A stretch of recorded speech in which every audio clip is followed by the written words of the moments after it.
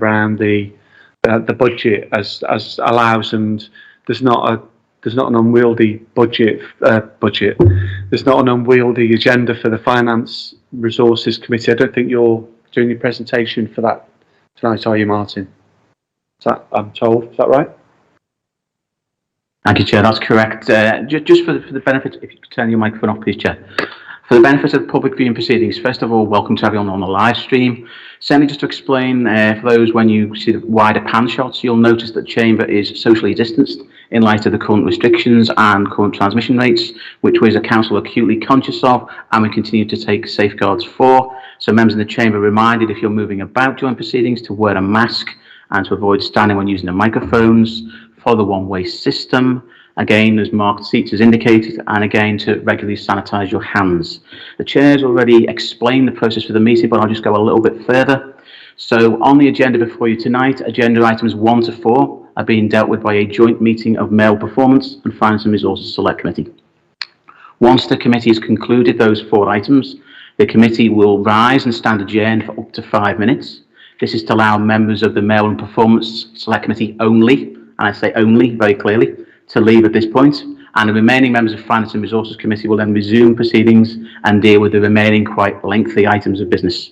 The Chair's alluded to various presentations on tonight's business, and just for purposes of clarity, we do have a pre-decision scrutiny item later on the agenda. This is not to be supported by a presentation, but will be addressed and summarised by the lead officer, and also respond to questions from members. So without further ado, and noting the Chair's role, I'll revert to the Chair. Thank you.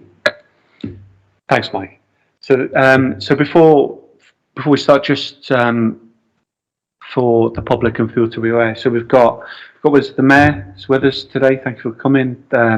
Cabinet member for Finance and Resources, Cabinet member for adults and health, and we've got the Chief Executive and members of the senior management team as well here from different directorates, that here to take questions on anything to do with the budget. Obviously, before we move on, I think obviously the budget is always difficult in the council and has been since 2010. It gets more and more difficult because of the government policy towards the city and the lack of resources that it offers us to do the things that we need to do with it. So they're always very difficult decisions and process to go through. So I think in terms of the questions, I'm sure it'll be that way, is that the intention is not for this to be a disruptive process, but to be one that is constructive, and in terms of how we can help shape things and move things, scrutinise and help move things forward where we can. So first of all, have we got any apologies for tonight? Thank you, Chair. We have Councillors Lucille Harvey and George Knibb who've apologised. And do members present are aware of any further apologies? If so, you could indicate those now. We'd be grateful. No? Thank you, Chair. Okay, have we got any declarations of interest on any items on the agenda that are being covered at the meeting? No? Okay, Mike, just before we move on, could you just part of the housekeeping, just the COVID-related housekeeping stuff, please? Thank you, Chair. And just to emphasise the point, I think it is well mentioned by the Chair. Obviously, as I indicated at the start of proceedings, the Council is acutely conscious of the current transmission rates across the country, and the Council and members indeed are acutely aware of setting an appropriate example in terms of how we conduct business. So for anyone viewing the wider proceedings in the chamber, you'll note everyone is socially distanced. In the event anyone moves around the chamber, they're required to wear a mask. And again, there are social distancing measures beyond the chamber, and there's various sanitising facilities available for hand gels and alcohol facilities to assist in terms of hygiene. But certainly members are reminded to please, when you're using the microphone, do not stand, and please, once you've finished, just again regularly sanitise your hands. But those are the principal requirements, and again, please follow the one-way system in the chamber. Okay, thanks, Mike. Are there any questions on that? No. Okay, just if we move on to item 3, which is the Chief Finance Officer report based on the revenue monitor. do you want to give us an update on that? Obviously, that gives us our current financial position, and obviously what impact that has on some of the budget discussions that we're going to move on to in item 4. So the report that's in front of you is at month 5. All the budget forecasts you see will be based on the month 5 position. At Cabinet tomorrow, Cabinet will consider the month 6 position, which is a slightly improved position on this. But also at Cabinet tomorrow, in that report, there are a number of proposals to reduce the position down to what will be in effect £1.7 million over. Obviously, that will change as we go through each month because the financial position changes constantly. So what you've got in front of you at the moment is a year-end forecast overspend of 8.9 million. As I said, that will come down in the month 6, and then again in the month 7 it will come down. The pressures are in children's services and in some of the other services where income levels have not got back to pre-pandemic levels. So we've got car parking income, leisure services income, which are not back at pre-pandemic levels yet. What we have got offsetting that is a reduction in the capital finance charges. So because of slippage around the capital programme and some reprofiling in that programme, there is a underspend in that area, bringing the position overall to 8.9 million. And the budget has been set that's in front of you now. Those proposals are based on the position at month 5. Okay, thank you. Yeah, Councillor Makinson. Thank you, Chair. Just referring to Appendix A, starting on page 20, and note that 53 of the savings have been delivered, 50 not so far, and we're 2/3 of the way through the financial year. So it'd be useful to get an indication of how much confidence there is that the rest of these savings can be delivered and what sort of proportion they would be. Mel? The pandemic has hit us from a savings proposal perspective. We do, on average, deliver about 80% of our savings in the analysis that we've done every year. Last year it was less than that because of the pandemic. So the forecast you've got in front of you take account of where we think there will be non-delivery of savings in this financial year.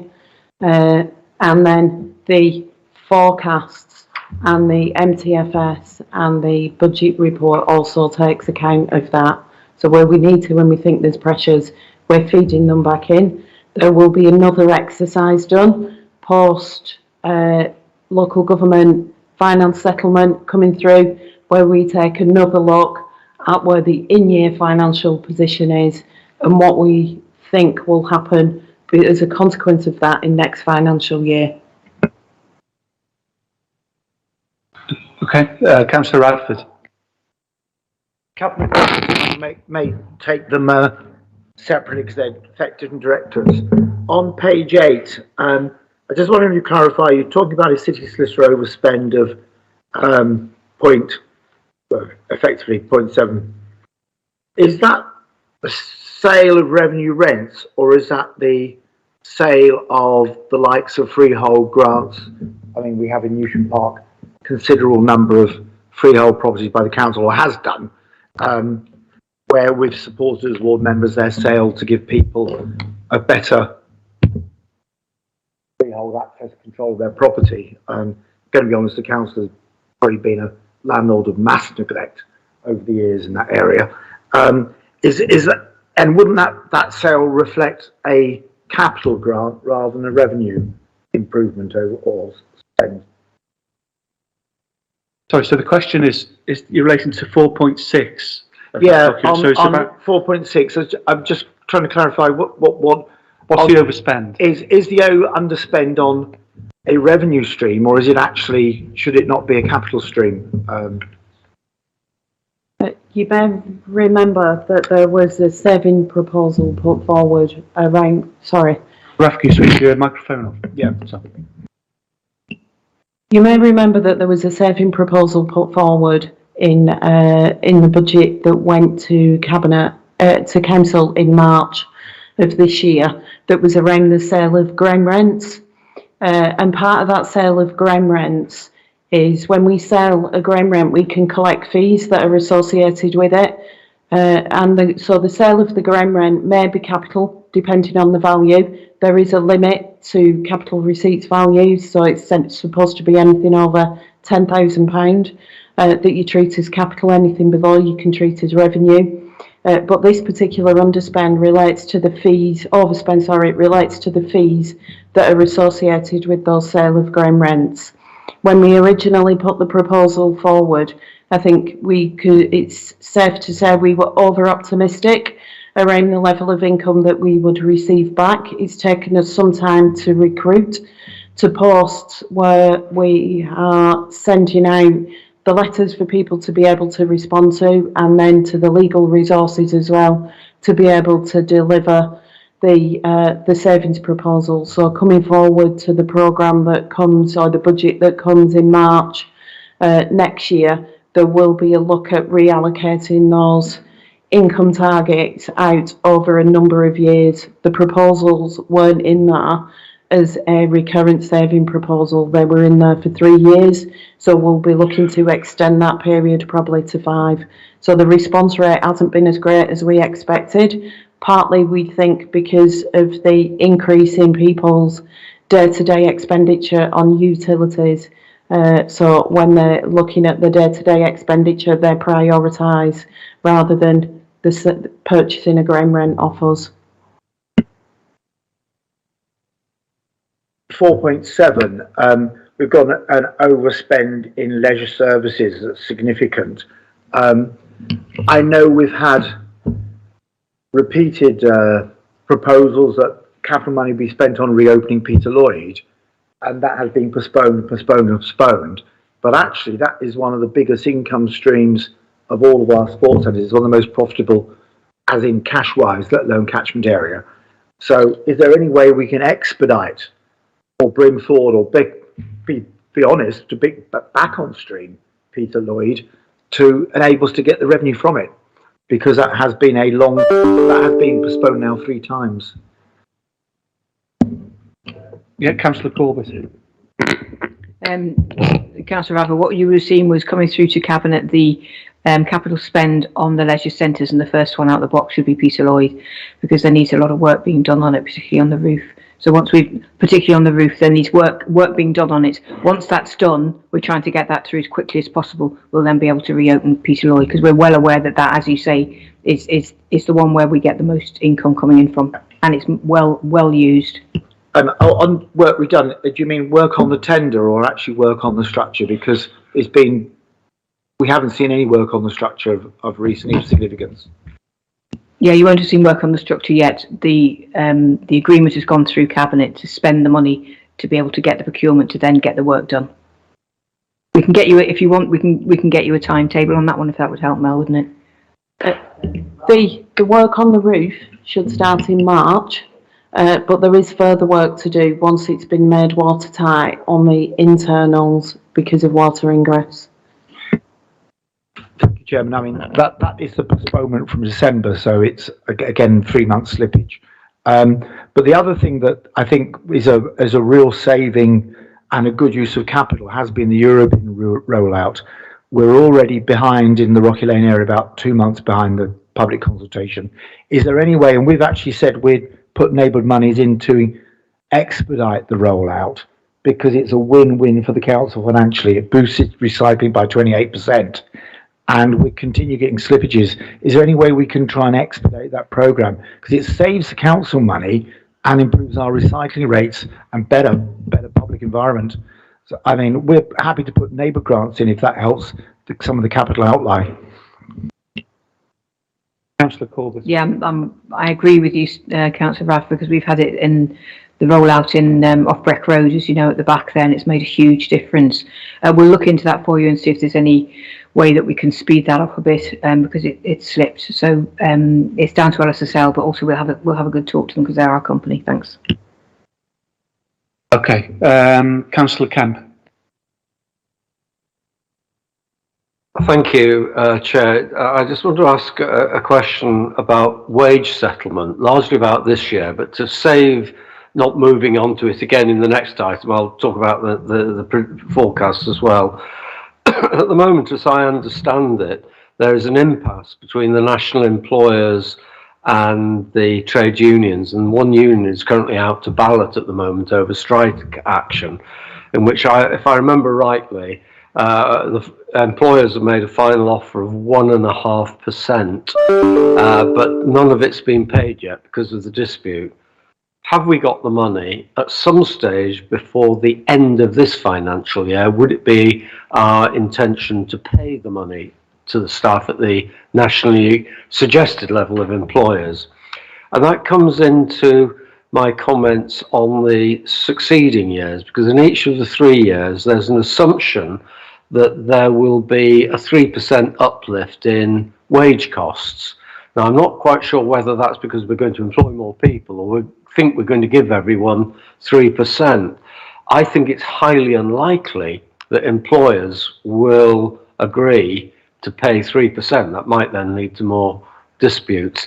But it did seem a very generous allowance in the next 3 years, because I just cannot see national employers agreeing it at that level. Okay, thanks. That kind of goes over to the next item, really. But yeah, but it's who wants to take that one? So, Councillor Kemp, as you know, on the presentations we've been having, the assumptions are there, but they're the assumptions that we know. I'm not going to go down the known knowns and all of that stuff, but they're the assumptions that we know at the moment, and things move pretty fast. And my understanding is that 3 unions are out at the moment to start balloting. That will be finished by about, I think, towards 2/3 of the way through January. So it very much depends on what we hear back from the government as well. So key for this committee is, I would suggest, Chair, that you've got your next meeting in January. Is it the 20th? I think, just before the consultation finishes. So by that stage, we'll know about the local government financial settlement. We'll know whether we've got a multi-year one. We'll know what the sounding of the unions is. We'll know what the sounding of the governments is. We've got a new Secretary of State. So yeah, we know what we know now. We will know more in January. Is probably the answer, if that helps. Mel. Just in response to the 3%, at the time that we were collating the MTFS and reviewing the assumptions behind it, that was the level of inflation at the time. Hence, we put 3% in the budget for the pay. Since then, inflation's gone up to 4%, and predictions at the moment are potentially 5%, mainly down to the increase in utilities. So at the moment, we think 3% is a fair assumption. Okay. To reiterate that there's a difference between the cost that we should be paying and the costs that are likely to be agreed by the NJC. Yeah, okay. Well, we can, maybe that's one of the things we can pick up in the discussion going forward, but Councillor Gladden. Yeah, thank you, Chair. Just a couple of things. Page 544, Adult Services and Health Directorate's got an overspend of 7.7 million. Just interested in that NHS discharge funding, which ceased. I wonder if anybody can explain that, what happened and why, and is that likely to come back? And secondly, I appreciate how hard it is to identify how the children's services budget is going to go, because it's demand-led. But there's a budget growth there of 15 million that was put in, and despite that, there's still an overspend for this financial year. So is it safe to say that without that 15 million, which I note is recurrent, it would be a lot higher than it is at the moment? The overspend would be a lot higher, you're saying, yeah.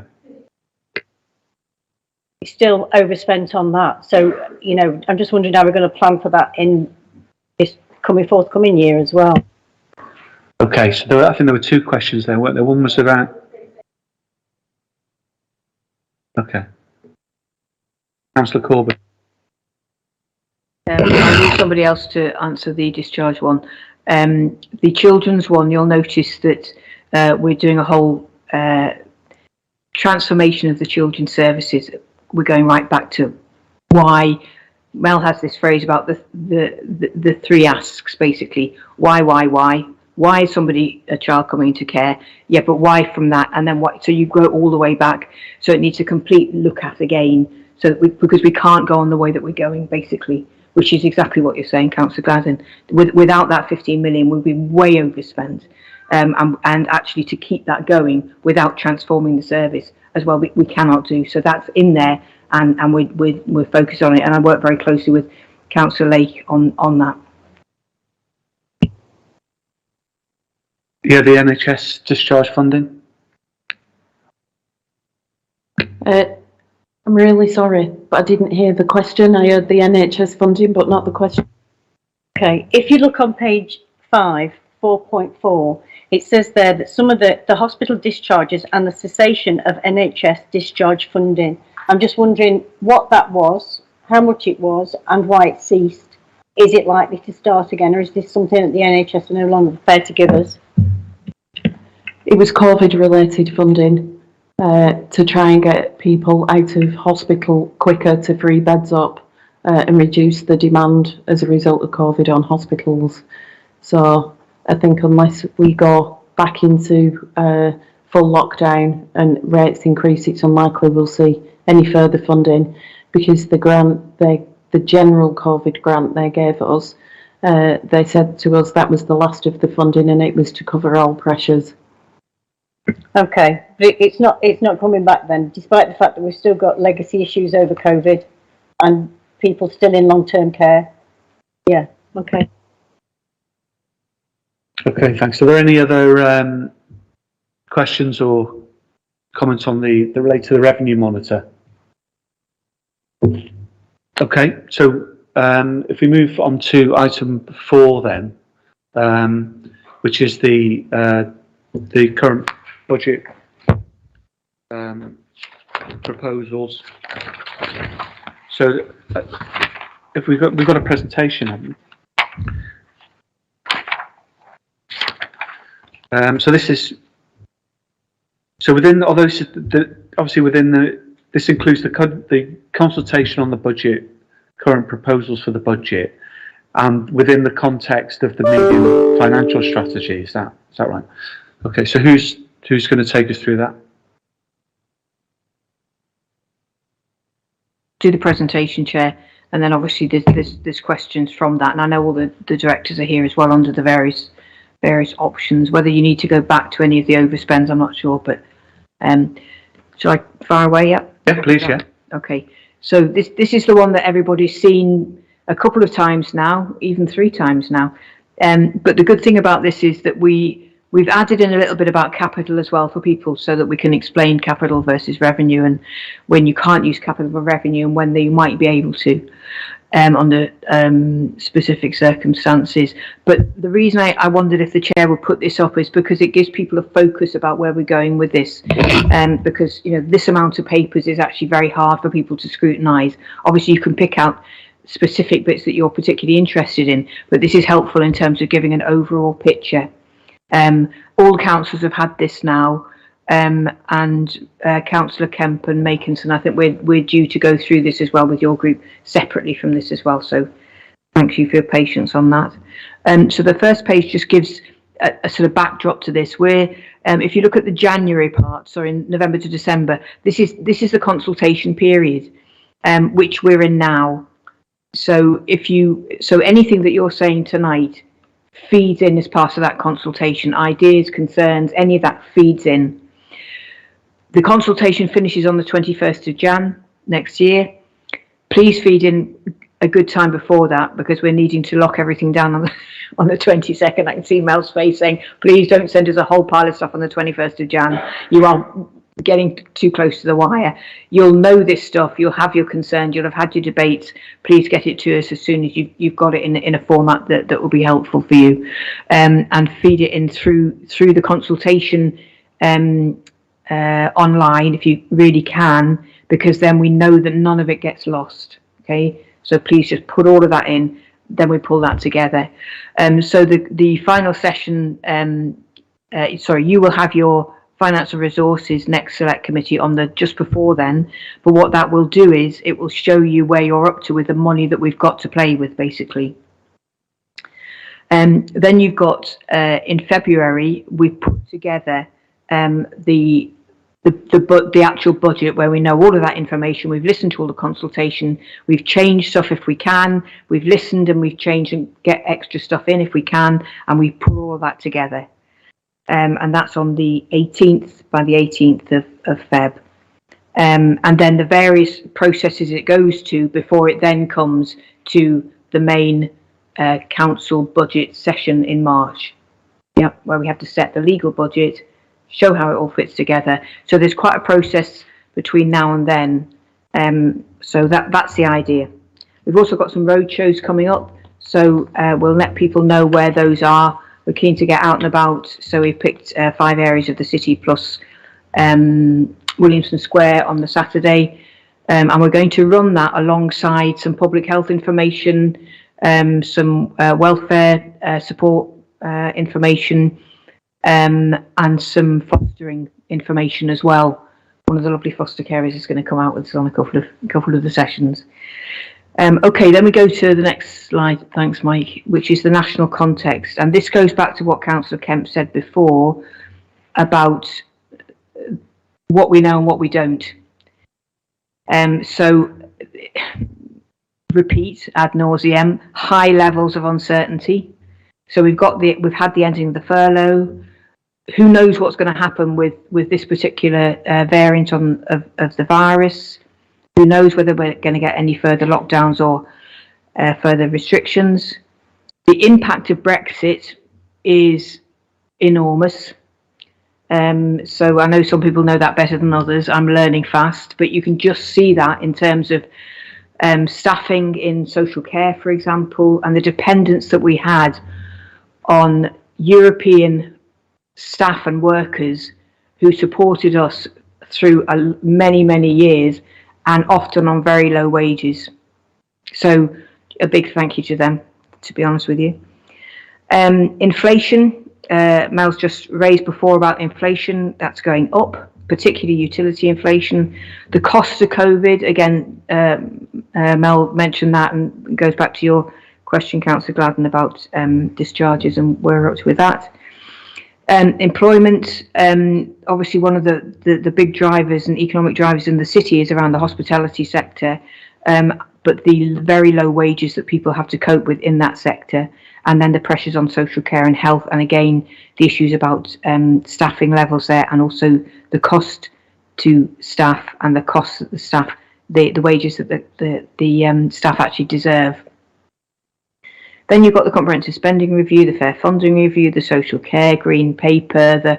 As you saw, the white paper came out on social care, which was, I can speak politically, as a select committee. It wasn't worth the paper it was written on, to be perfectly honest with you. It had some interesting bits in there, but where was the main centre of it, which was actually about the wages of people? Nowhere to be seen. The cost of it rising all the time, nowhere to be seen. So it was a bit of a tiny sticking plaster on a massive gaping wound. Even though we were promised that. COP26, all of the main issues about the climate emergency. Politically again, if other people were in charge of the government, we would be pouring money into all of the country to make sure that we had a real good Green New Deal. Where is that? The settlements, the Local Government Association, you'll see that on the last one, asked for this on the 5th of December. What are we now? The 3rd, is it? The 2nd? The 2nd, we're counting the days, Councillor Kemp. Whether it comes by the 5th is anyone's guess. It's more likely to be about the 14th. Sometimes it's even later than that. So we are, again, trying to work out what we're going to do with the budget, the details of that now. And the money we need to know will start rolling out on the 1st of April. So we're setting it in a quite a dark place, put it like that. The lights have gone out. We'll put the lights on, please, government, because we need to know where we're going.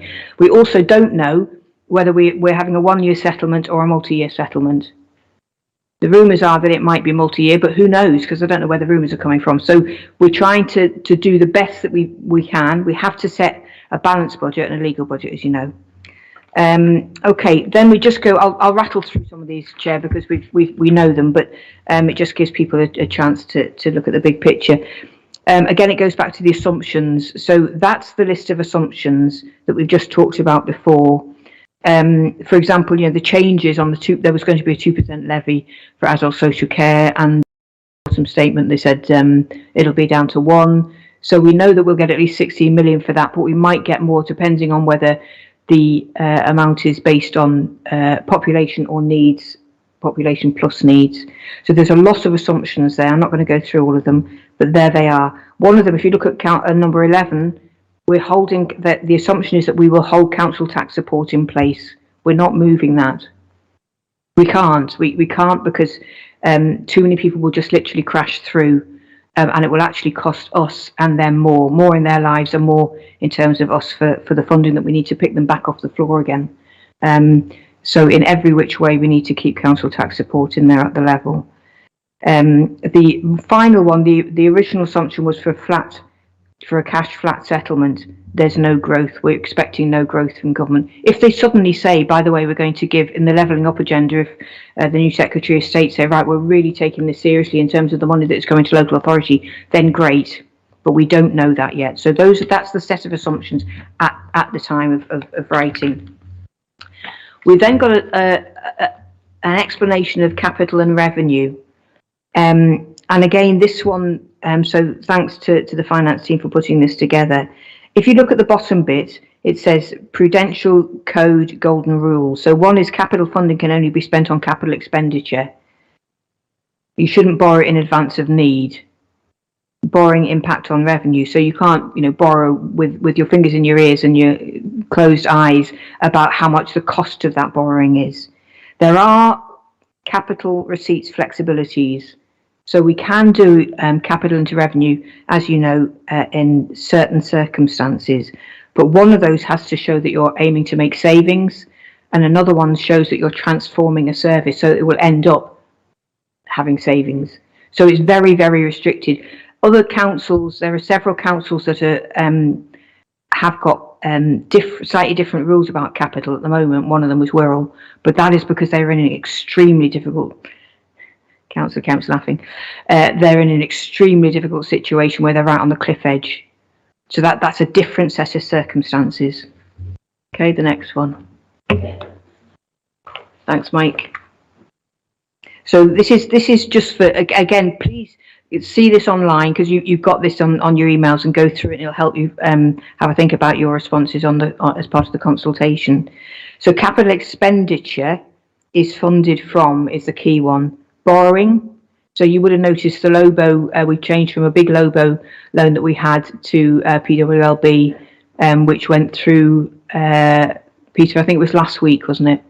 We agreed at Cabinet, went through, which will save us £16 million down the years, which will be great. Grants, obviously, that's where we can get capital from. Contributions, revenue transfer to capital. You would have seen that we've made some savings there in terms of moving the pothole fund from the revenue to the capital, which then means that we can have more within the revenue because we swapped it over.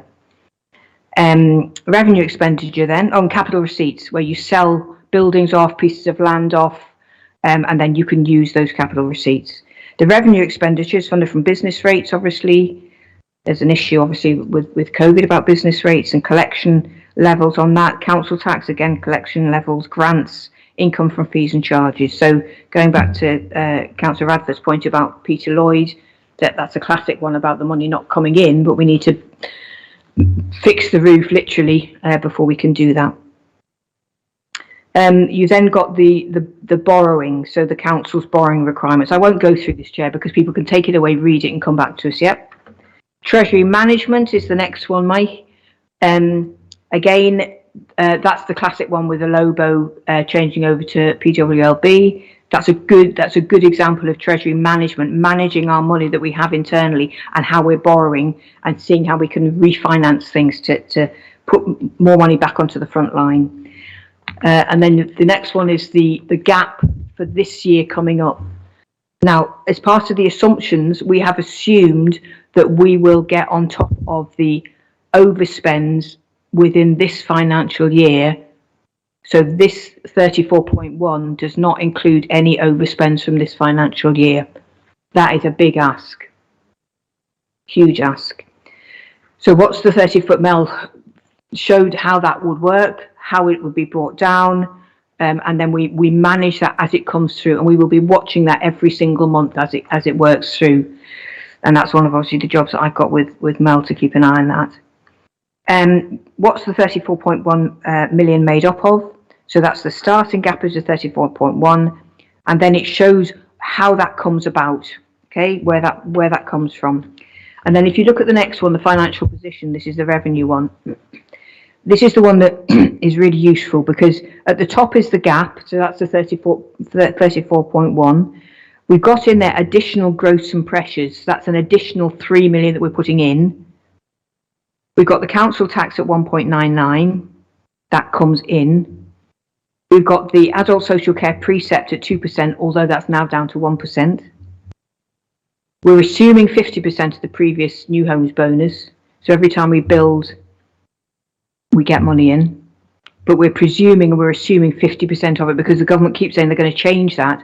It's unlikely that they'll change it dramatically, because some of the Tory shires, etc., and other places, the sort of Tory areas depend on that, particularly the smaller district councils, for example.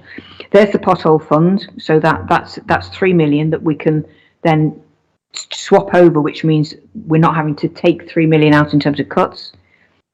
Then we've got the capital financial savings, so that's Treasury Management around that as well, and the capital that we're thinking that we're not going to be able to spend in time, so that should save us that amount that it will cost to run those capital programs in terms of the cost of the borrowing. The Get Connected one, that's one that we're going to do a different way. So we're still doing Get Connected with children, particularly in schools, to make sure that they have digital access. But we're doing it via sponsorships and social value out of our contracts, rather than pure our money going in. And then we've got the 18.7, which is the budget options. And they are options, okay, at the moment. And this is the key one. And then you've got the impact of the autumn statement, so you can see all of the changes there. That brings in about revised national living wage at 6.62 in 22-23, 3% in future years, etc. The additional grant funding there, the 16 million, is the adult social care linked up with the national insurance contributions. Mel, is that right? That's just the social care grant funding that was announced at a level of 1% of the national total. That may change when we get to the settlement, depending on the allocation methodology. Thanks, Mel. So that might go up. That's the bottom line. That's what we're hopeful of. And then you've got your budget options. Yep. And that's where you've got your adult social care proposals all going through, listed there with all the numbers on the left-hand side. So if you're writing in on your budget, on these budget options, please put the coding on there as well, because it's really helpful then, because we can scan through them and see what your concerns are and what you think should change, or what ideas you've got against adult social care, for example. You've got a lot in adult social care because it's such a huge budget, as is children's. So then we've got children's social care ones, Mike, which is that's right there. And even though they're large numbers, they're a small percentage of their budget that we're trying to cut back, believe it or not, because we're trying to preserve the front line and support the front line at the same time as transforming the services, so people don't get so far down the wire that they're very costly and their lives are put under even more pressure than they were before that, when we could have caught them early and given them more support and sometimes respect as well. Okay, and then we've got the community proposals, so you can see those. Obviously the most contentious, it's funny, isn't it, the most contentious one is green waste, and yet we're talking about, you know, children's lives and adults' lives, but hey, it's what happens sometimes. And pest control, you know, that's another key one. Non-statutory libraries, that's the community-led libraries one. Homelessness enhanced, there's all of those. Sharps, some of these are really crucial little bits and pieces that actually make a huge difference in the community. If we get this wrong, we need to get it right.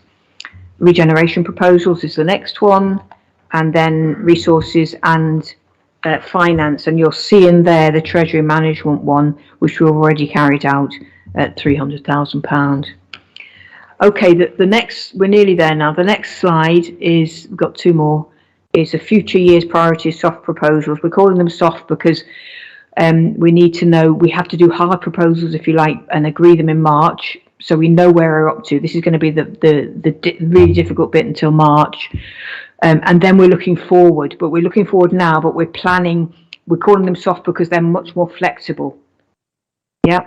So we're looking at, and these are crucial ones: growth in housing and business, increasing council tax and business rate. Now that, that needs a full housing strategy being put together and a business strategy, which we're you will have seen some of the presentations around those already, where we're up to there. And that by definition, as we know, will increase council tax and business rates, which means that we're less dependent on the government and we can stand on our own 2 feet, please, because I don't want us to be endlessly dependent on the government. But that means that we have to build more homes in the right way, in the right areas, at the right value, and increase the businesses. So we're not having businesses that are running along, bumping along the bottom, just about surviving. We've got to have sustainable businesses. That goes back to Mark Bosefield's economic strategy presentation he's done before about high value jobs as well. Then we've got commercial approach to service delivery. What that means is we're looking at it very hard, and as a business, where are we up to as a business? Adults transformation to a strengths-based model. What that means is that we're actually listening even harder to people that we are supporting and serving. So it's a strengths-based. So what are those guys saying that we can support on, rather than us saying, this is what you're getting? Children's demand management transformation, we've already discussed that because of the massive overspend and then the extra funding that had to go into that. Housing and highways review to align with climate emergency. The climate emergency obviously is much more in our faces now than it ever has been, and so it should have been a long time ago. So how are we responding to that in terms of housing and in terms of highways? Are we going to carry on being a car-dominated city? Big question. How are we going to do all of this? What about housing, retrofitting? What about energy efficiency, etc.? Integrated ICT systems across the council departments. Again, that's 23 onwards. That's crucial because that means that every section of the council will be able to talk to every other section of the council. And that means much more efficient management of it, and we can see it be much more evidence-based. Then you've got the recycling and waste review, which I know the mayor is, I was going to say fixated on waste, Joe, but has a real heart and soul for it, perhaps I'll say that, to increase recycling rates, which we really need to do, and reduce waste to landfill. And then the last one is the timeline. So yeah, let's hope that we get our local government finance settlement as soon as possible, because that gives us time to respond to that. And then you can see where that goes as we're coming through, right the way through to the 2nd of March, which is the budget report to full council. And I think I'll shut up then, Chair, and that's enough from me. Okay, thanks, Councillor Corbett. I think probably what's well, one of the things that's probably useful for us is the page numbers are hard to read in these documents for some reason, but page 640, I think I'm right in saying, is where the budget options are in relation to the departments, which is what is referred, which was one of the slides up there that you can that you can sort of refer to. So so I'll throw it open to questions on the around the budget. Councillor Radford. Shane, I know you've had to probably do that presentation more than a few times. I know it's a bit of a beef, and I hope with a consensus across the chamber, if we could increase recycling rates, it would have a phenomenal benefit, not just on our financial position, but our environmental objectives. And I know, for instance, the recycling centre in Green Lane, Chill Avenue, which we'd lobbied for 5 years, has been a real positive way to encourage people to recycle, and incredibly good use facilities. We know where the Eurobins have rolled out on the 4-foot entries, there has been a 28% uplift in be a volume that is recycled, and in some localities, a higher volume of refuse deposited in the bin system rather than on the street, which again has a reduction on costs otherwise.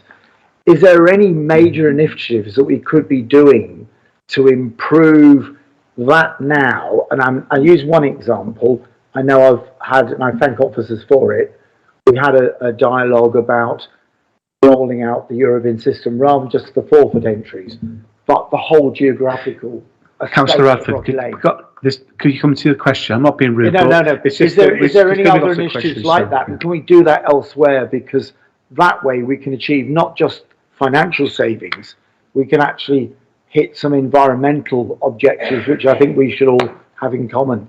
And really that sort of programmed area effect would be far more beneficial than just dealing with forfeit entries and leaving half an estate uncollected. The appreciation of the conversers on this one, Steve. Just before we come in, should we take 2 or 3 questions and then Hold on 2 or 3, one at a time. It's better for me if that's okay. I'll be very quick. So I'm pushing for a strategy across the region, not just for us in Liverpool, to look at 3 things really. Opportunities for us to create jobs, reducing waste, keeping waste at source where we can. So at a community level, what can we do to recycle, repurpose and not have to move waste away from source? And also to meet our climate change objectives. In the new year, though, all councillors will be getting a questionnaire about some of the ideas that we've got to do things at a community level. So, for example, Liverpool University are doing something around rocket food composters. So we'll be sharing good practice and asking councillors what they think would be the best to try and introduce at a community level as part of new generation neighbourhoods, at the same time as trying to look strategically across the region about what we can do better. Thank you. Councillor Gladden. Yeah, last night we got an opportunity to do some pre-scrutiny on an issue in social care which is obviously contentious, which is about charging for services, which is always a difficult issue, but it was great to be able to discuss that in a measured way with people in the room. Is there not? I know there's a lot of options in terms of adults and children's social care within the budget proposals, and I realise these are not yet set in stone. But is there going to be an opportunity for select committees to discuss some of these options, similar to the pre-scrutiny we did last night? So that I'm a great believer in pouring light into dark corners, and I always think it's good to be able to discuss this stuff rather than keep it quiet. So I would appreciate, as the committee chair, that we get some opportunity to discuss some of the things that are going to be proposed. Councillor Corbett. I'd encourage people to have a think about all those options that are for next year from 1st of April and put in all your concerns in writing as well. But then to keep, because what you're saying is looking forward, where are we going to go with that, and get those discussions at select committees. Councillor Lake told me how good that was, because you were chairing that, Ros, yesterday, and how useful that was. So there's been some changes in there in terms of when the assessments are done, when the reviews are being done. So it's done regularly rather than longer term. And I think one of the roles about the select committees is that they discuss policy as well as they just respond in terms of scrutinising what we've done. We also look at together what we should be doing. So I welcome that. I think the thing for us is that we've got a certain time frame for this budget from the 1st of April onwards that we need to get stuff in now. There are more discussions, but not necessarily not in this select committee until the 20th. Yeah. So if we can get stuff in for the 20th as well, then you've got time. So we've got still the 20th for this one, and I can't remember when your next one is. Can you remember? About the same time. So you will know by then as well any of the extra funding coming in from the government, what the white paper looks like, so there is that space there. But I would suggest that as we're going forward, we have that sort of we have those clear discussions where it's not just about why have you done this, but actually what we could do is X. Yeah. Councillor Crone. Thanks, Chair. Just a couple of questions for you, Jane. I think you've answered one of them. The first one was about the settlement. You're going to find out in December what the funding for that settlement is, but you don't even know if that's going to be more than 1 year, because I see in the papers you've got projections going up to sort of 25, 26, but that could just end up being guesswork at this point. Okay. And the other thing was, you mentioned that the budget plans for next year are based on there being no overspend in any directorates, but obviously quite a few of them are currently well over, especially like children and young people services. So if you don't get those overspends down to zero, what do you do? Where do you find that money? Does it reduce next year's budget, or do you dip into the reserves to pay for that? So what is the implications? Yeah, good question. We know where there are places that we could get the funding from, but we don't want to go there. We want to be able to get those overspends down, because the places we would go would be the places that actually are the early intervention, and that just it makes this it doesn't resolve, it doesn't get to the root of the problem. So it's a real balancing act between setting that budget, which we have to do and we will do. And if there are still overspends at the end of the year, then we have to find that money from probably discretionary in there, which we want to hold on to, because although it's called discretionary, it's not. In our terms in Liverpool, that's prevention, that's early intervention, that's responding to needs immediately they come up, and it's also building the strength of communities up as well, which is, I know Steve's under a lot of pressure to get his overspend down, but that's where we need to go. But we are well aware of that, and that's again why it's so important that you're having your meeting here on the 20th, because we will be able to respond to that by then, and we're tracking every month. We're seeing how that is changing. Mel's had a spend freeze in for. It's getting cold, isn't it, Mel? Because it's been in place for a very long time. But that's one of the ways. Well, what we don't do is dip into reserves. The way that we've done, we have earmarked reserves, and then we have the general reserves, which are very specifically, because once you start to dip into reserves, you have to refill them, as you know. So we know where we might be able to find things, and we will find them, but we want to get that overspend down, because we can't just go on and on year after year saying the same thing, putting more money in without actually getting right back to rethinking that whole transforming children's services agenda and turning the adults one into really a strengths-based one. Councillor Kemp. Thank you, Chair. I had 6, but I'll ask 4 of them by email to save time tonight, if that's okay. The first is, again, questions about what we might get from the government. So we've already discussed the national pressure on wages, but as I understand it, there are 2 chunks of money which will have to be sorted out before we go to the budget, but we're waiting for. One is, will we be getting any money from the increased taxation at national level towards the health, the social care problems in this city? We know that we'll get most of that in the 3rd year, but might we get some in year 1 of the 3-year settlement? And the second relates to the thing that I don't think we were largely expecting, is the £18 billion nationally, which Councillor Corbett referred to, and which we think we might get 1% of that, because we have 1% of the population, presumably. How much, and that's been given for unforeseen pressures, increases the national living wage and what have you. But if we got the 1%, i.e. the 18 million, how much will that reduce? Because some of our assumptions must have included that in the original framing of the proposals. How much of that 18 million will actually be used to offset what we already knew? So that would create a real saving in what we then have to find. I know this is all a bit complicated, we're talking about hypotheticals, so I'll end with an easy one. Last night I read that Wirral Council, the night before, had decided to pull its support for the People's Bank. in which we are one of the 3 councils that were promoting that, and they're going to save £5 million by doing that. Now, if the Wirral are out, there's only us and Preston left, which means it'll go.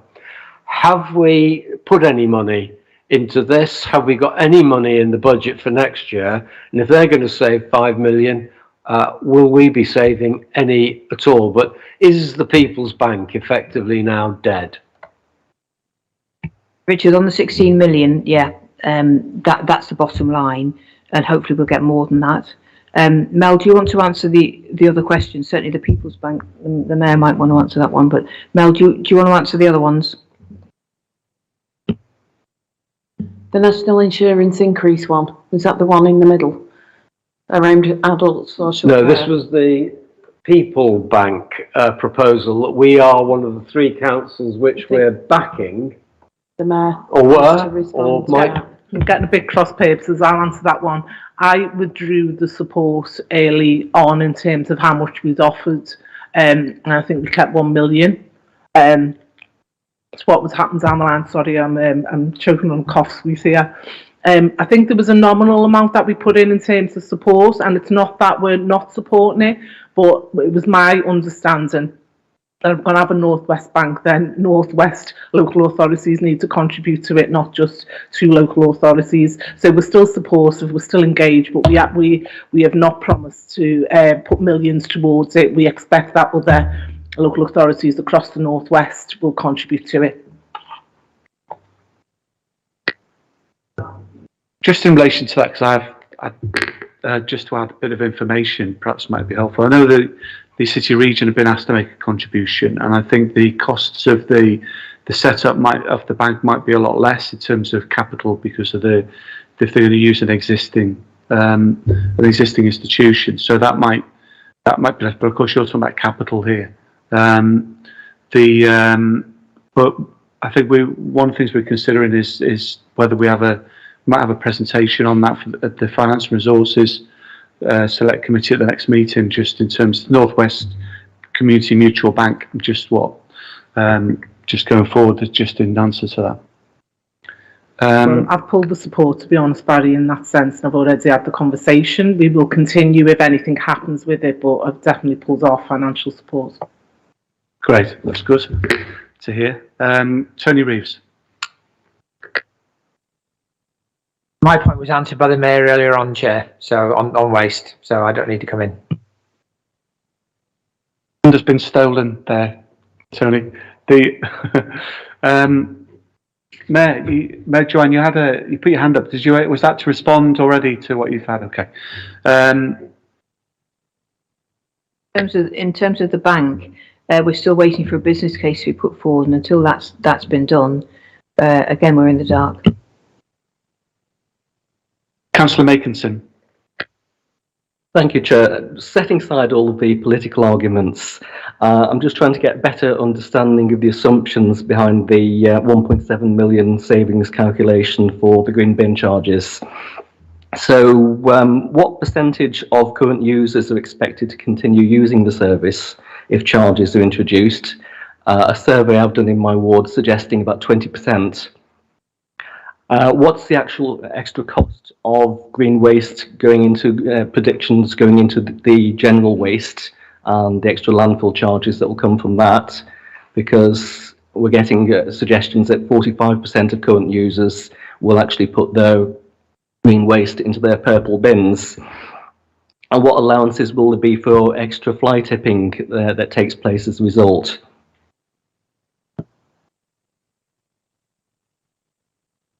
Sorry, a whole paper went to Neighbourhood Select Committee, and I'm sorry I haven't read it yet, but we can certainly get back to you with them answers. Or Colleen's they had at the back. Did you want to respond, Colleen? Did you? Yeah. I can provide some of the details. In terms of the estimates, the 1.7 million is premised upon that covers all of the costs for delivery as well as the income, and it works on, and this is based on examples within the city region, but also looking at the national examples, because at the moment 212 councils actually charge for green waste at approximately the same cost that we're estimating. And looking at our closest neighbours, so for example the Wirral, we have estimated approximately 1/3 take up. of that, which would give us that 1.7 million. What has happened in the Wirral in subsequent years is there has been an increase of people actually contributing and paying that kind of annual charge, as there has been in other councils across the country. So we're not estimating a significant proportion of take up in the initial point. The other thing to note is within this proposal, we are working as much as possible as part of the new generation neighbourhoods development to work with communities to look at composting, and again picking up the Mayor's point about keeping waste as close as possible using that kind of local composting scheme. So very much happy to work on that, and there's an example of that, for example, in St Michael's ward. So it is about developments, but we are working on that premise, and that does incorporate an estimate that we have seen elsewhere in in terms of contribution to green waste, of green waste into the purple bins. However, I don't have those exact figures, but the rough figure in terms of the estimate is about 1/3 take up at the initial introduction of the charge, but obviously this is all subject to consultation as well with the public. Okay, thank you. Mel, you put your raised hand before. Is that to answer a question before? You're out with that. Yeah. Councillor Gibbons. This very much as a new member. I'm in the odd position as a socialist of two of the things I wanted to raise. Councillor Kemper's raised, which is good to see these things happening across the board.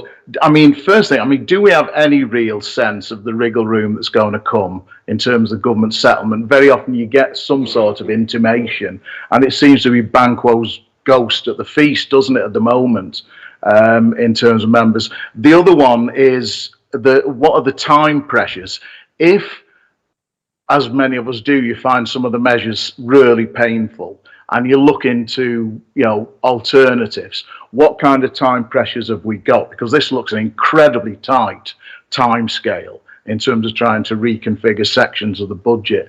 And obviously, when I take a look at something like libraries, which I've been involved in intimately, have any discussions gone on already with the 5 libraries involved? Councillor Corbett. You would one of the problems with this particular government is that they endlessly do one-off grants, and they do. If you just take the 6 million households support grant that they've just given us, they gave it to us at the beginning of October. They gave us the conditions around that a few weeks later. It was done in response to the big, quite right kick-off about the £20 cut to universal credit, which should have been put back. If you remember, they took out £37 billion out of the welfare, linked up with the welfare reform right across the country, and they took out they added in £6 billion for the £20 uplift, and then took the £6 billion out in the context of the £37 billion, and in the context of the uplift in the increase in all the living costs. They should have bumped it right up, and to take out 37 billion over that amount and not to look at the cumulative impact of that is immoral, which is why Martin's sitting at the back. You'll remember us putting together that cumulative impact assessment ourselves when we'd asked the government to do that endlessly, and they just point blank refused. The only one that actually responded to us was when I went down with Frank Field, who was then the chair of the Work and Pension Select Committee, and went down to see Edward Timpson, when he was Children's Minister, and we showed him what we'd done in terms of the cumulative impact assessment. He was absolutely made up with it and says, so does every council have to do that? And I said, no, we asked you to do it, you haven't done it, you should have done, here's ours. And so he said, okay, well then let's sit down after the election. Well then he was voted out, but sit round the table and look at that. If the government is going to carry on doing one-offs, we have to run so fast to get that 6 million, the household grant, out the door in time for the end of March, where we then have to claim that back off them. So we have to know the conditions, we have to know the details of that, so that we can make sure that we don't miss any of that 6 million and get it wrong. They, at the moment, under the Chancellor and the Prime Minister, are throwing these one-offs out. Now, sometimes they're reasonable money, but we have to react, and they're very time limited. So in terms of the wiggle room, everybody is asking right across the country, including the core cities, including the LGA, for multi-year settlements. At least we can see where we're going then. And then instead of having to be reactive year on year, not knowing what's coming at us, we can then plan. And for us as a council, and all councils, but for big cities, we have to be able to do that. And it is criminal that they won't do it. Now, they're saying that they might. And I think we might have a chance with Gove. With the new Secretary of State, we might have a chance. He thinks outside the box and he looks at the detail. We need somebody who thinks outside the box, and we need somebody who knows the detail and learns very quickly. Whether we will get that, I just don't know. In terms of the timing of the budget, actually we started pre-consultation. So believe it or not, Councillor Gibbons, I know it looks like it's a rush job, but it's actually, we've done pretty well this year because we've got you a lot of information first. So we're still having those discussions. So we've still got time to stitch something together and look at the concerns that people have got. For example, the green waste one that Councillor Makinson raised earlier. There's already some ideas around that. So I'd encourage you to come up with some ideas and feed them in, okay, where there are ones like that. So we've still got a little bit of time, but we must know our settlement like in the next couple of days. We cannot be left. I think, Mel, was it 1 year where they actually got the settlement wrong and they gave it to us at the beginning of January? So that, is that right? Yeah. They sent an incorrect spreadsheet out on Christmas Eve, and then I went home. Okay, just to help with that, because there was kind of a question that Councillor Kemp raised as well, similar, which I think the nub of it is that the local government finance settlement is obviously not grant in terms of the housing support that obviously we've got £6 million, but the question I suppose is, if I'm right in surmising it, is that if there's additional funding that comes into the council, what are the priorities for taking some of these options out? Where does that start, and what's the contingency planning for that? I think that's probably kind of absolutely. So the way that we're looking at this is, if we know what we're doing, what we want to do, as soon as anything comes in, we say, thank you very much, that fits in there. And the analogy in my head is, we've got, we as a city are a connected city with various jigsaw pieces that are in that jigsaw. And what we need to do is, where we know the gaps, we look at the conditions against the grants and pull them in and put them straight in. If there's a change around, say, for example, the adult social care precept that went from 2% to 1%, we look at that very carefully. We say, okay, well, what are the government doing on that? We've got to think really swiftly, and we've got to be light on our feet, which we are being. So we're doing the very best we can with the little that we've got. Keep it scanning the horizon all the time, and also using, that the Lobo to PWLB was genius. Thank you, Mel. That was a genius move, because that's given us that money. That movement from the pothole revenue to capital, again, genius. So we're looking at all of that all the time. Where could we shift stuff around? Where can we move that to release that so we can protect the front line, but also so we don't cause problems? We can do it upstream rather than downstream. So I'm on the same page. We're all socialists on the Labour Party. I'm working as flat out as I can here. Cheers. And Councillor Kemp's a socialist of the Liberal Democrat Party, I think. No? I get confused sometimes with some of the answers. I think it's the plan A, B and C, Alan, and there is, and we've got things that nuclear options we don't want to go near, and if we don't get enough funds and we have to consider them, what can we do more if we do get more than we've anticipated? That's all accounted for, but that's what the consultation process is about as well, to give us those priorities and what people want and need. Councillor Mitchell. Thank you, Chair.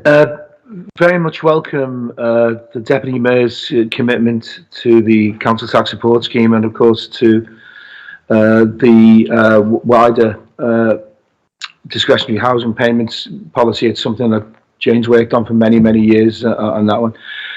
Specifically, page 604 of Appendix 4 talks about the discretionary housing payments, and obviously refers to the direct payments from DWP.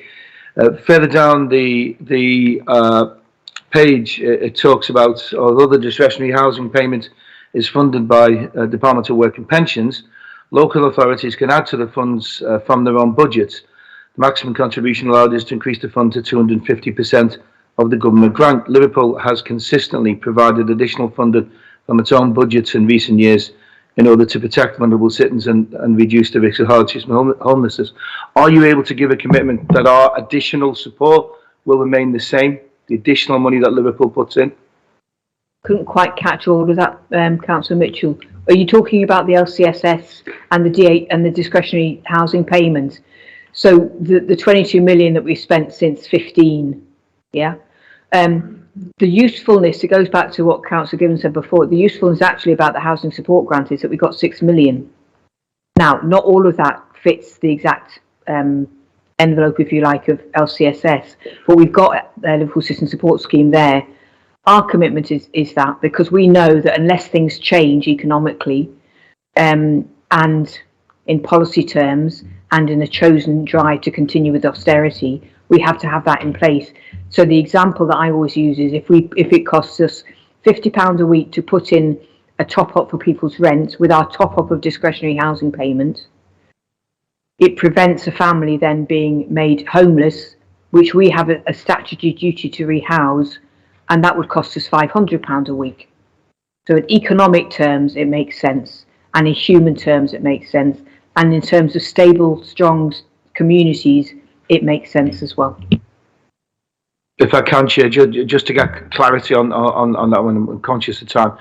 Thank you, Jenny, and I absolutely endorse everything you said. But are you able to give a commitment that Liverpool's contribution will, as a percentage, stay the same? Yeah, no. As part of the budgeting process, we can't give a commitment. This is what we have committed to, what we want, but we can't give a commitment until we know where we are. And that's, you know, our policy, our value. Mayor, could you just bring the microphone close? Our policy and our value is to commit to that. You know, when we've been presented with options, that's an option we want to keep. But we don't know where we are, do we, fully, until we set the budget in the new year. Yeah. Sorry, and you will have noticed, Councillor Mitchell, that those budget options did not include any cuts to those.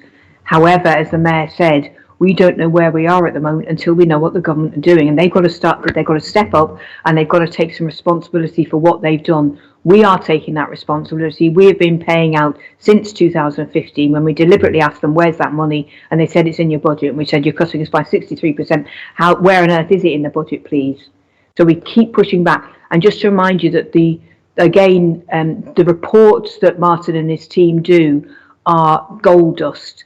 Because what we did was, through all the pandemic, we got, because they were so good and because they were so clear and well argued, they got all their way. They got all the way to the Cabinet Office, which then meant that instead of getting 0.9 million for the emergency grants, sorry, 0.5 million, which would have been on the population, we got 0.9 because it was based on need as well.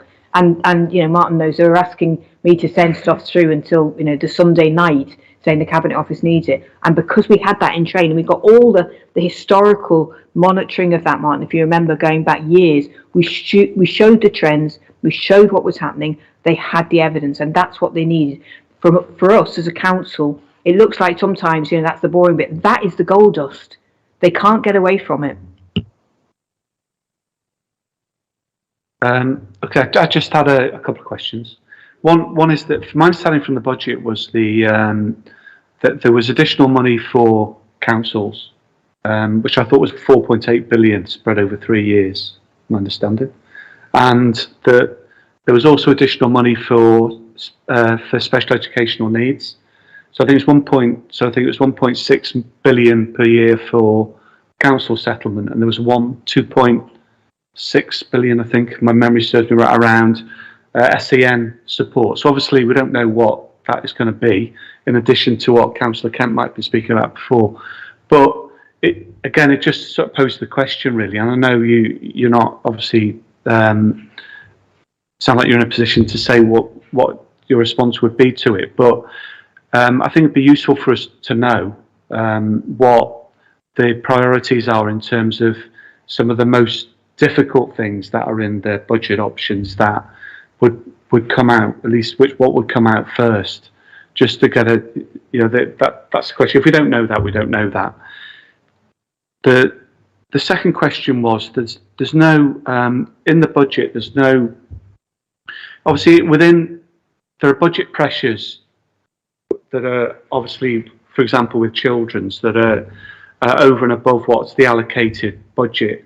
But some budget areas have an allocation already, even though there's a deficit within it. So sports centres, for example, which is, I know the costs are higher this year because of COVID, but I was just wondering whether there are any thought and proposals around how we might use investment to reduce those deficits.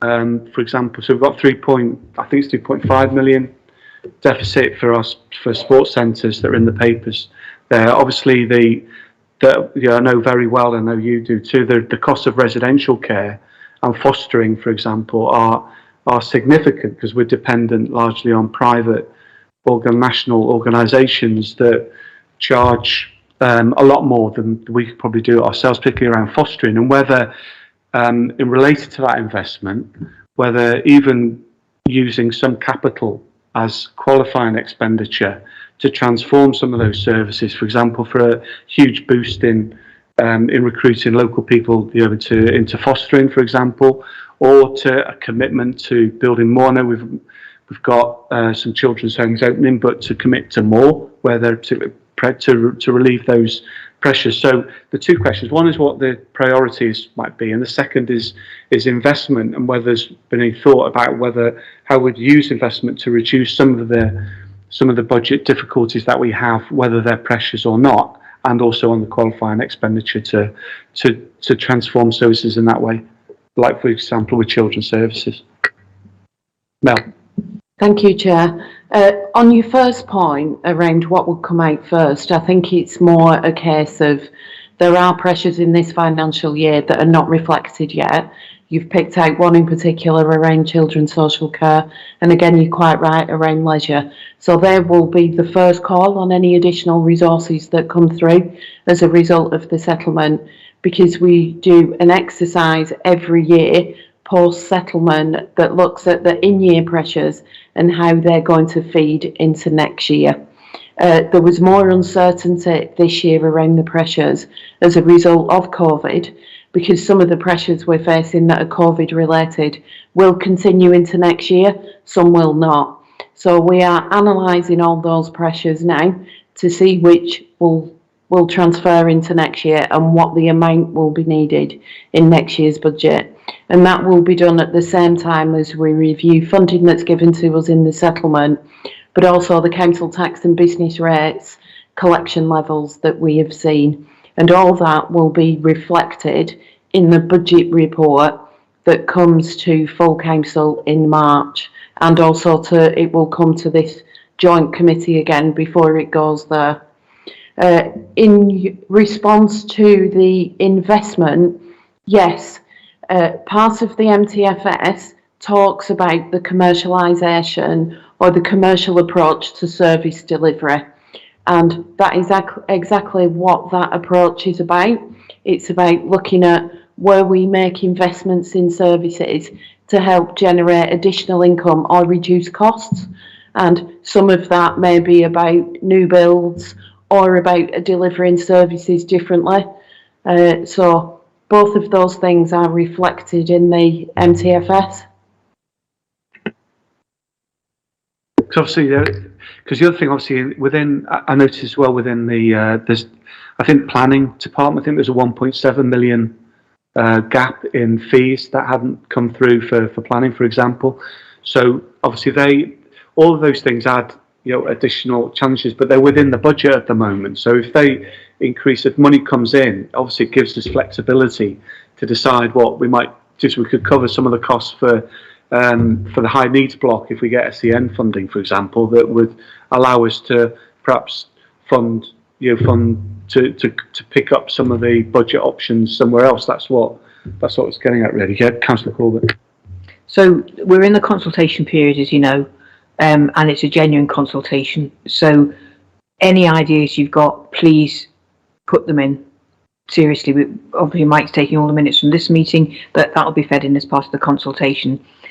It is a short period, but it's not in one sense, because we're working so fast now. Everything's coming in and we're looking at the whole lot. We've got the road shows to come as well. We've got people being able to feed in from all local residents and businesses as well. So it's a genuine consultation. So if you have ideas and concerns, feed them in, is what I'm saying. And then by the time we get to having collected all of that, we can look at all of those. Okay. Are there any other questions? Yeah, Councillor Connor. Thank you. Just for clarity, really, in the previous report, it was mentioned, well, it was reported at period 5, there was a forecast for a budget overspend of nearly £9 million. We're currently at the end of period 8. Do we know what that overspend forecast is now in the current period? And then also, was I correct in thinking that that may impact the next financial budget that we're talking about currently? And then just in terms of, there's a number of proposals for next year in terms of bridging that gap. And the only thing, I would say is there is an awful lot of information being shared with residents across the city, but a lot of those proposals will impact our services, in particular on page 42, where it mentions around capital funding adjustments, that the £3 million of highways revenue spending will in future be funded by the HIP Highway Investment Programme. What does that actually mean for the service that we deliver through the highways in terms of, maintenance to our roads? Because currently I am aware that the HIP programme, specifically in the ward that I represent, Allerton Hunts Cross, has had some significant delays on programmes this year due to COVID and a lot of the issues within the challenges, within delivering that type of service. But obviously the expectation from residents is that those programmes will start in April next year. And if we're looking to make changes around the available funding in terms of revenue into capital, does that have an impact on that service overall? Who wants to take that now?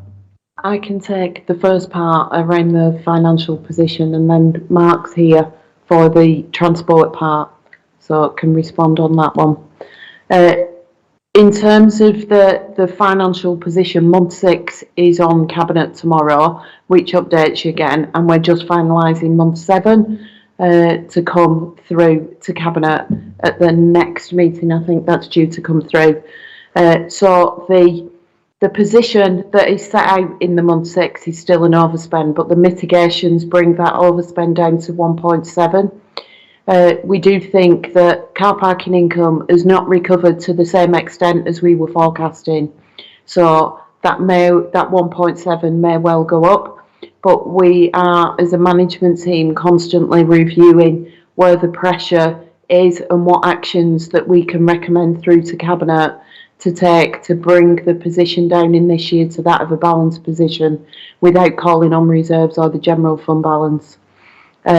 Some of those are mitigating actions to pressures, which we will need to feed in to the financial position post-settlement.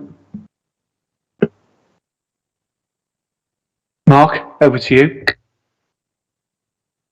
Thank you. I'll just start by recognising the delays that you've experienced in this. Sorry about that. There are several things about the Highways Improvement Programme, not just the money that's going into it. So there's a question mark about how that is delivered and whether we have the capacity and capability in the service area to deliver it effectively. And that's the most important question at the moment. And second to that is which pot of money is used to make those improvements, because there's the change that you've outlined, but there's also new money coming from the combined authority that could help fund maintenance and improvement programmes. So our focus at the service level area is to understand how we can get the capacity and capability right in order that we can deliver more effectively.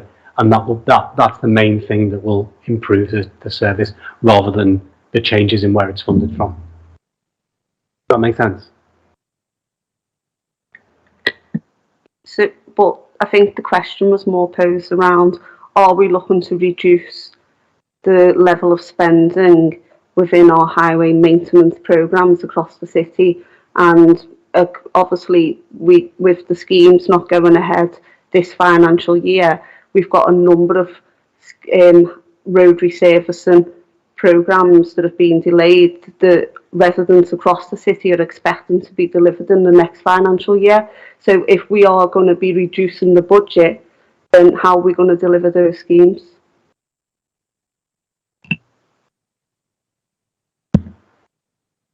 Do you want to go first? Just to give comfort really to Councillor Connor, that we're doing a full review of this at the moment.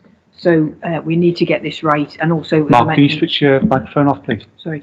We're doing a full review of this, and we need to get this right, and particularly in the context of climate emergency. So again, any thoughts, ideas, because that was your portfolio, so you know that backwards, would be really helpful if you come forward with those and put them in.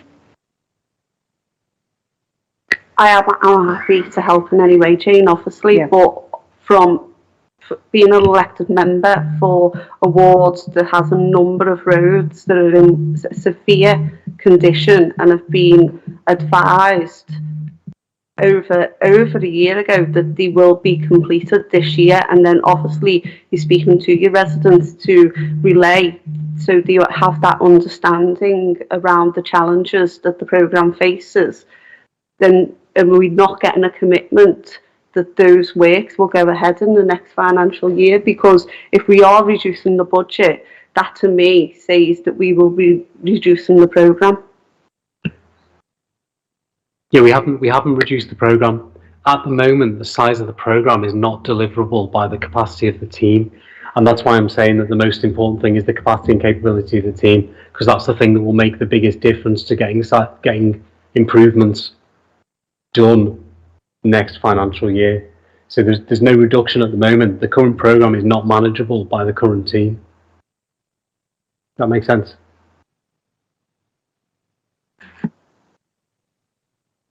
Okay.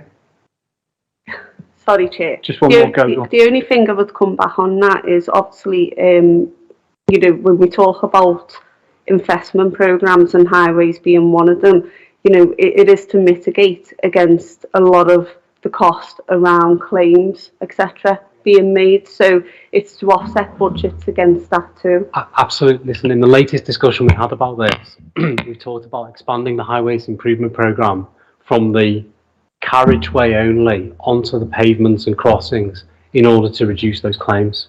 So it's in the front of our mind. By the way, I just want to make absolutely clear that I was not criticising in any way the transport function.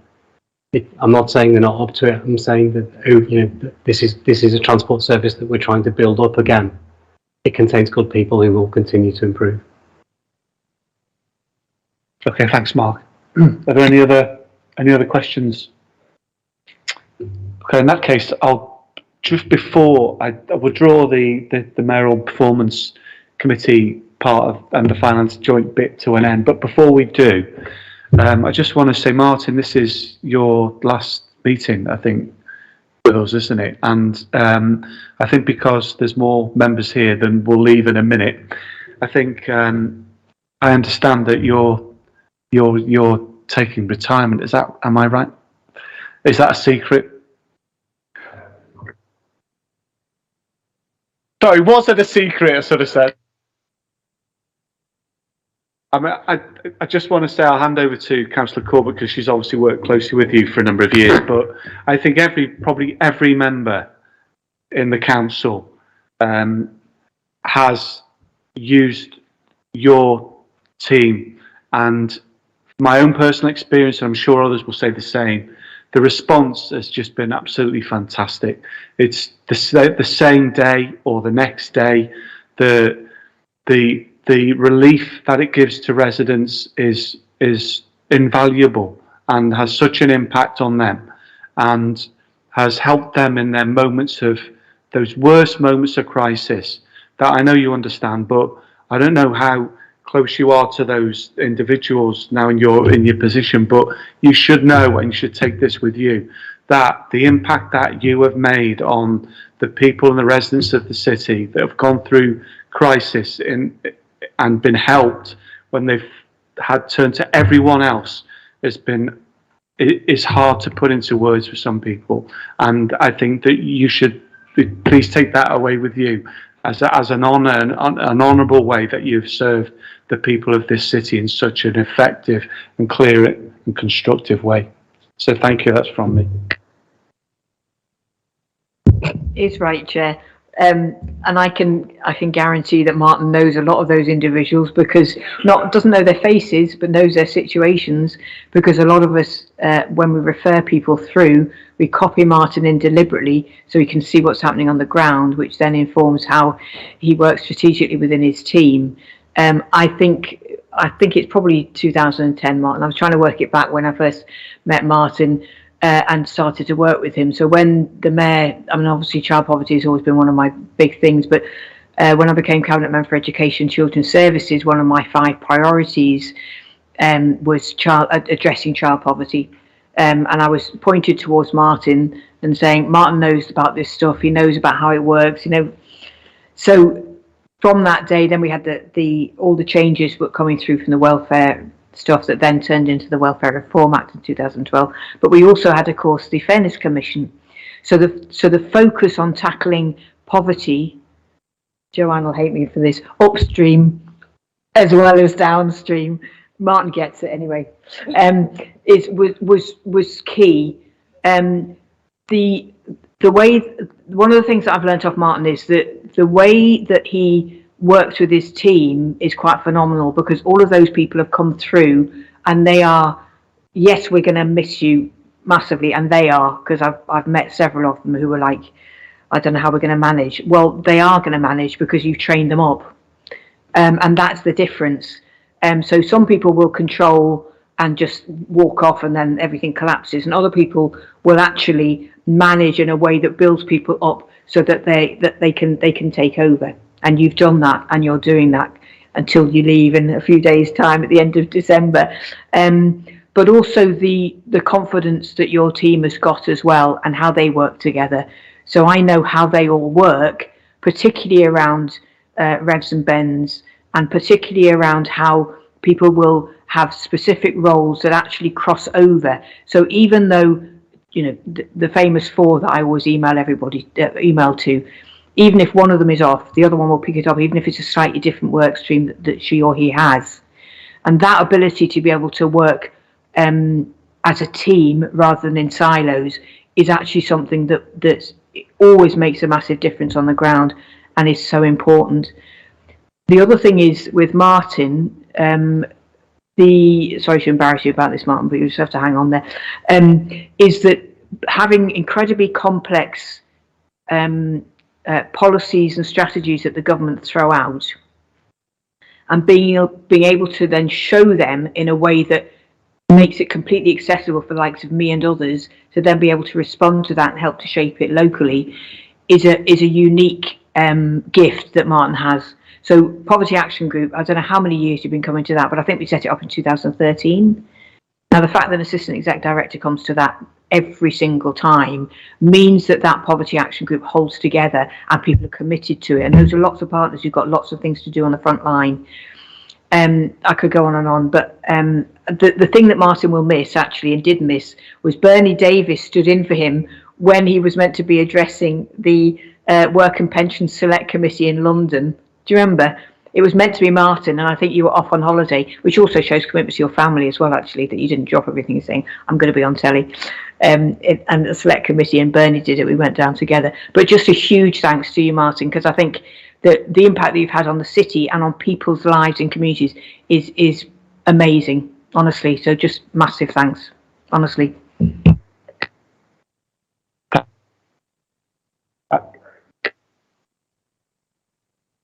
Just say that again, Martin, because we...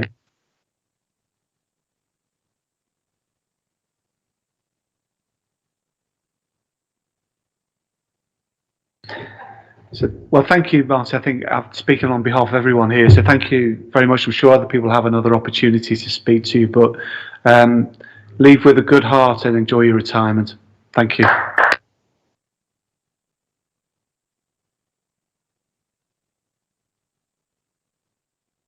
That concludes the first part of the meeting. So those who are here for the mayoral bit of the joint bit, we'll have a quick break for you to leave the building, and then we'll quickly run through what we need to for the Finance Resources Select Committee.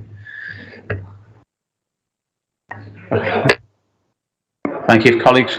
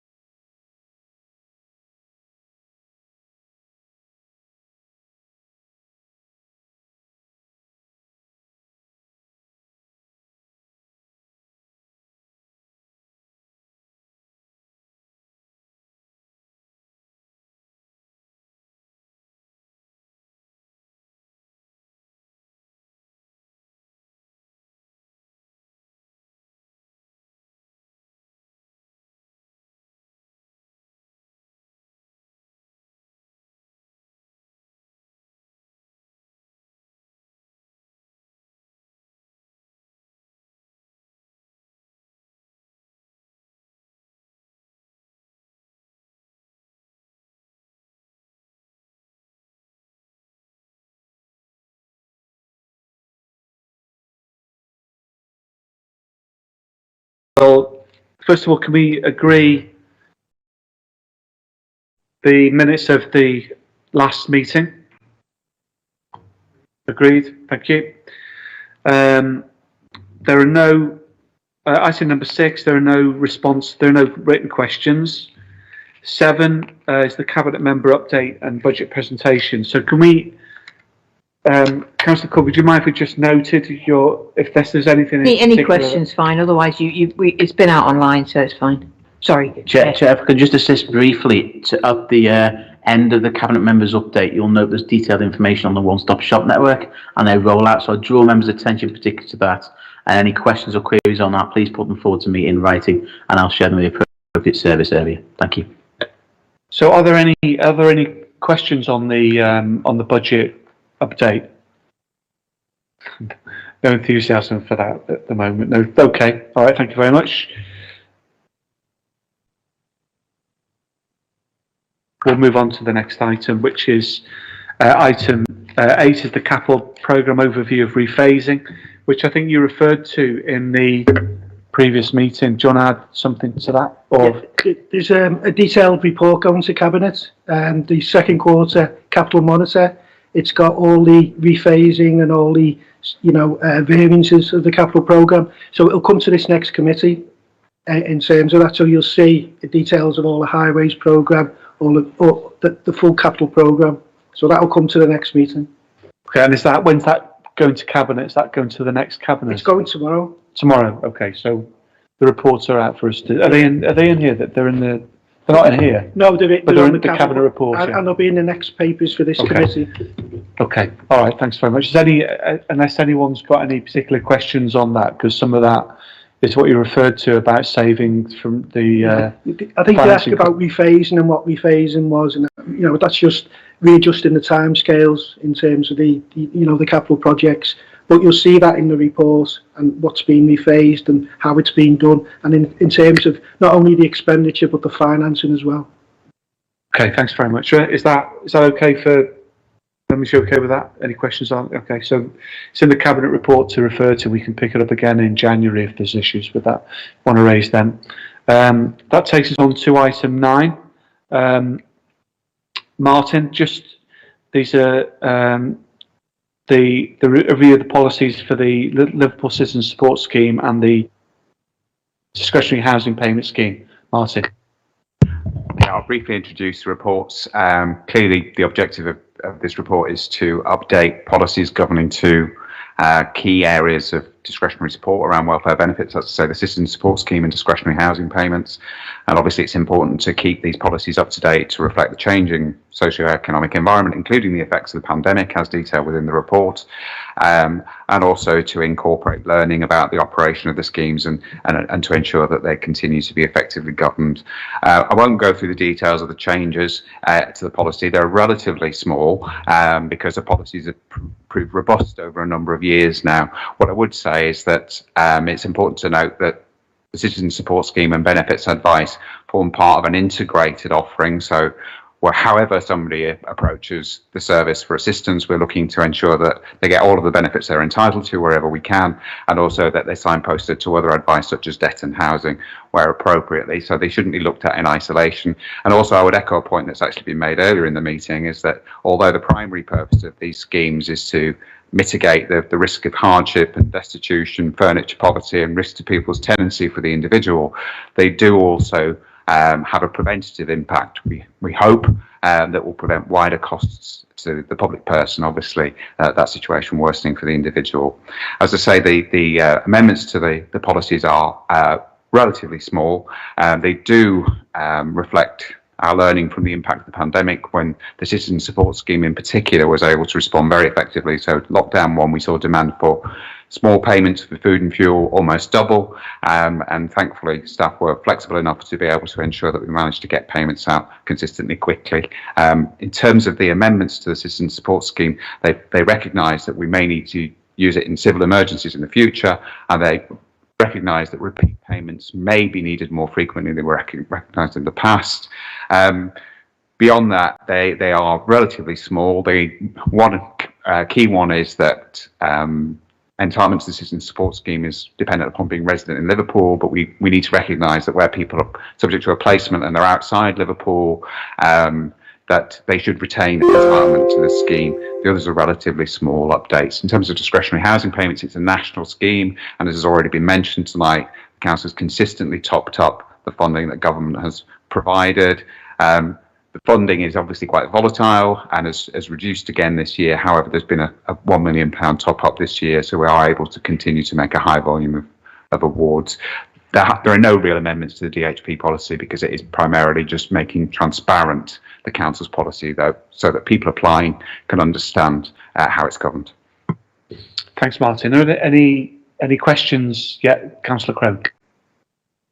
Just the obvious one. This report isn't suggesting any reduction in the level of support that's available, or reducing the overall amount that's going to go out, especially given the cost of living increases that are happening at the moment. Councillor Corbett. It's basically Martin. It's basically a review of the policy, so it's a regular review. It's time for that to be done again, and as Martin said, it shows the robustness of the policy and it shows the economic benefit as well of getting in early. I think this is the policy rather than the budget sort of implication, which is what you were getting at, really. I think. Are you okay with that? Any other questions?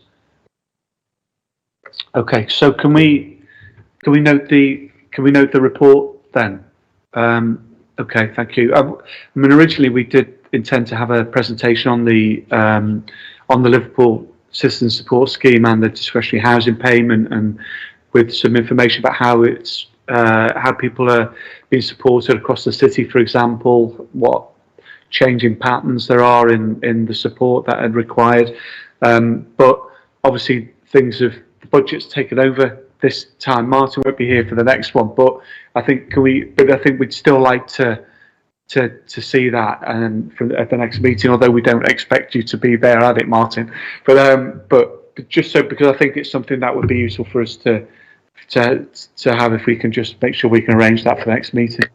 Bernie Day, I mean, going back to the point I made earlier that Martin has trained up his team, Bernie's probably joined with the hip, isn't he? So he's by osmosis, he'll know all of this stuff anyway. Okay, great. Okay, thank you. That brings us to item 10, which is the scheme of delegation. So these are the items of delegation, and are there any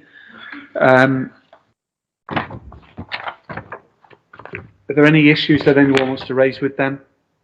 Any of those items? Can we note them? Thank you. Chair, just very briefly to draw members' attention to the format of the scheme of delegation decisions report. We have taken feedback from various select committees and working through the select committee chairs. We've sought to expand and make clearer the level of information provided to you. If there's any additional comments you have, please feed in directly, as we're always conscious of working to improve what information we present to you. Thank you. Well, first of all, the financial amounts are in there, which is what we've asked for. There's a bit more explanation. The only thing that's not in there is a link to the main delegated authority report. That's correct, Chair. That will be added for the next meeting. It's a work in progress to join us all together properly for you. Okay, great. Thank you very much. Item 11 is it's a motion around the triple lock suspension. I don't think it's pertinent for this committee, really. It's relevant in terms of it's the triple lock in relation to the pension settlement, and I would suggest it's not really something for the committee. Councillor Crone. Committee services have allocated it to this committee, so it's our job to discuss it, I think. We've essentially allocated the motion to this committee because in terms of the terms of reference, this is the committee most aligned with this particular area. But again, the chair has raised a legitimate point that perhaps this may be dealt with more appropriately at a higher level, more strategic level. For example, maybe at city region level, that may be more appropriate given some of the responsibilities of those bodies.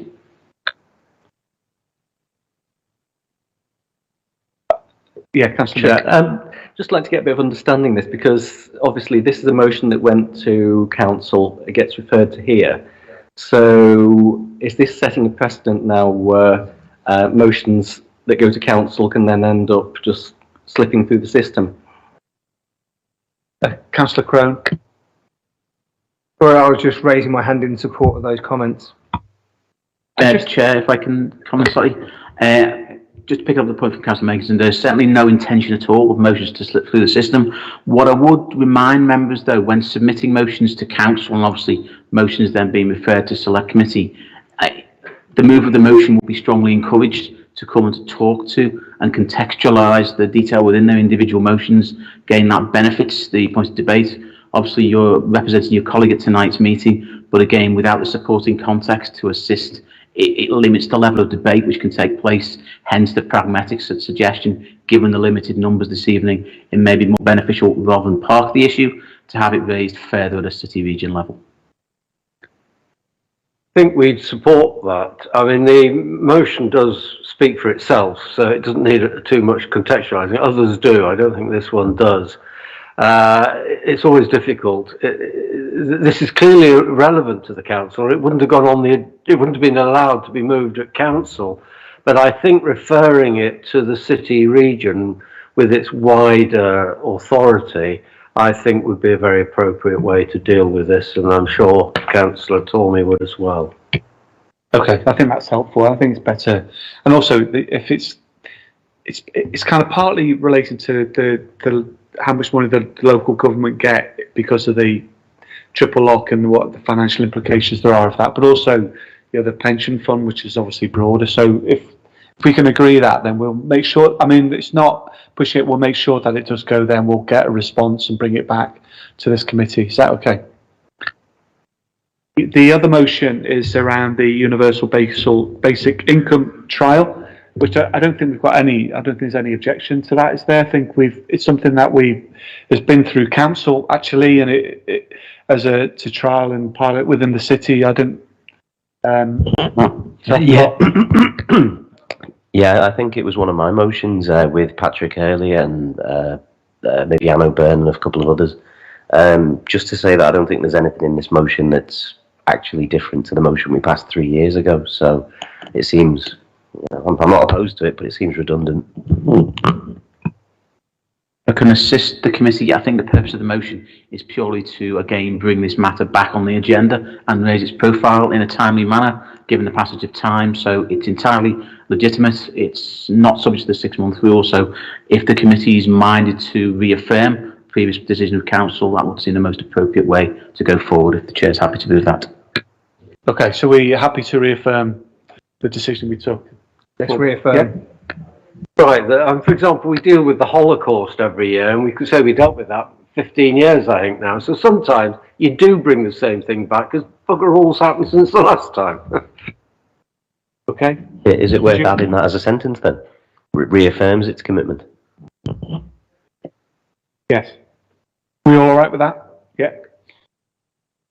I mean, when it came to audit and finance, or whatever it was, audit and governance, one of the things I raised then was that in Mayoral was that the Scottish authorities are trialling basic at UBI in different formats, and what we were hoping. We're just basically discussing whether we're going to agree the motion. It doesn't need commentary necessarily. I know you. No, I know, but I just wanted to throw this in because it might be relevant to the discussion, which is basically that we need to see the evidence coming back from that. What was the outcomes of those pilots, and also the fact that there's a living income campaign by New Economics Foundation going on at the moment. So this is in the mix. That's what I'm saying. It's just in that context, which is wider. Okay. Well, we could perhaps look at. We might want to look at that a bit later. We could look at that and put that into the calendar for the committee to get some. If there's information that could come back around it, so we could, if it's an opportunity of moving it on a bit more. Yes. Okay. So we agree with that. Item 13 is the date of the next meeting, which is Thursday, the 20th of January, and we're all going to agree that. So I'd like to thank you very much, particularly all the team staff here and all the work that you put in for supporting us on the attendance at tonight's meeting, and have a safe journey home. Take care.